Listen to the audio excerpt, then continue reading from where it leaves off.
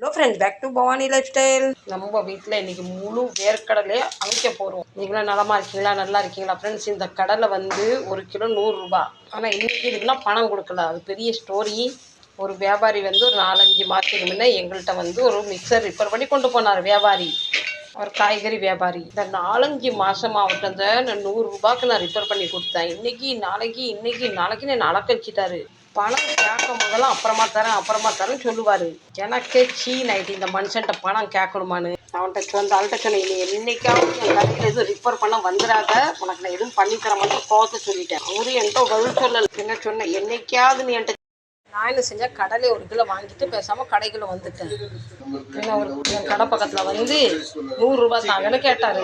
வாங்கிட்டு கடைக்கு வந்துட்டேன். அவர் பின்னாடியே வந்தார். அவர் சொன்னார், பாவி பைசா தாங்கன்னு சொன்னார். என்னது பைசாவா? நீ எனக்கு 100 ரூபா தரணும் ஞாபகம் இருக்கான்னு கேட்டேன். ஐயோ அப்படி சொல்லாதீங்க, நாங்களாம் ரொம்ப ஏழைங்க. அப்போ நான் கேட்டேன், நான் மட்டும்தான் பணக்காரியான்னு சொன்னால. அன்றைக்கி என்றைக்காவது ஒரு நாள் என்கிட்ட சிக்குவேன், அன்றைக்கி சிக்கிட்டு அப்படின்னு. நான் அப்போ குக்கரில் எதுக்கு மாற்றிட்டேன்னா, இது ஃபஸ்ட் டைம் நான் வேக வைக்கிறேன்.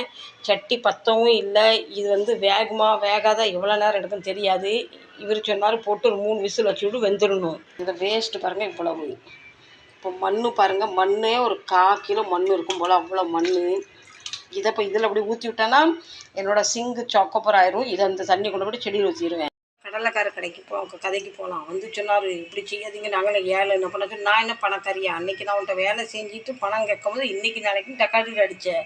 அவன்கிட்ட அந்த ஆள்கிட்ட இதான் சொன்னேன், ஒன்றும் புரிஞ்சிக்க, நம்ம செய்கிற பாவம் புண்ணியமும் நம்ம கணக்கில் தான் சேரும். 4 மாதம் ஆனாலும் என் பணம் எனக்கு வந்துட்டு அப்படின்னு சொன்னேன். நான் வாம் பணத்துக்கு மட்டும்தான் கை கால் இருக்குது, எங்கள் பணத்துக்கு வேலையை இல்லைன்னு சொன்ன பிறக்க நான் கொடுக்கவே இல்லை பணத்தை. 4 மாதம் பொறுத்தாலும் நமக்கு கடலை ரூபத்தில் நம்ம பணம் நம்மள்கிட்ட வந்துட்டு. அதில் என்ன தெரியுது, அடுத்தவங்களை ஏமாற்றக்கூடாது, அடுத்தவங்களை நம்ம எதுவும் செய்யக்கூடாது. நமக்கு புண்ணியம் செஞ்சாலும் நம்ம கணக்கில் வரும், பாவம் செஞ்சாலும் நம்ம கணக்கில் வரும்.